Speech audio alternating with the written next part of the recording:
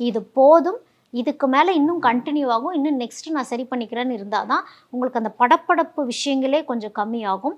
எல்லாத்துக்குமே அந்த personal space, உங்களுடைய ஃபேமிலி கூட ஒரு பர்சனல் ஆத்மார்த்தமாக டைம் ஸ்பெண்ட் பண்ணுறது. மீனத்தில் இருக்கவங்கனால எல்லாத்துக்கிட்டேயும் போய் கனெக்ட் ஆக முடியாது. ஒரு க்ரௌடே இருந்தால் கூட நீங்கள் தனிச்சு இருக்கிறது, ஒரு க்ரௌடோட போய் மிங்கிள் ஆகாமல் இருக்கிறது, சோஷியலைசிங் ஆகாமல் இருக்கிறது, அப்படியே சோஷியலைசிங் ஆகிற மாதிரி இருந்தாலும் மனசு போய் கனெக்ட் ஆகாமல் இருக்கிறது, இந்த மாதிரிலாம் இருக்கும். மனசுக்கு பிடிச்ச விஷயங்கள் வந்து மீனம் பண்ணுங்க. முருகர் வழிபாடு தாராளமாக பண்ணுங்க. எந்த அளவுக்கு முருகர் வழிபாடு பண்ணுறீங்களோ அதே மாதிரி பெருமாள் வழிபாடும், முருகர் வழிபாடும் பெருமாள் வழிபாடும் நீங்கள் பண்ண தெளிவு நிலைகள் அப்படிங்கிறது வந்து மீனத்துக்கு கண்டிப்பாக உண்டு. மீன ராசியில் இருக்கவங்க வந்து நெறைய சின்ன சின்ன விஷயங்கள யோசிச்சுட்டே இருப்பீங்க. அதாவது வழிபாட்டு முறைகள் யார் என்ன சொன்னாலும், இத செஞ்சா பித்தம் தெளியுமா? அத செஞ்சா பித்தம் தெளியுமான்ட்டு எல்லா வழிபாட்டு முறைகளையும் போட்டு குழப்பிட்டு இருக்கக்கூடாது.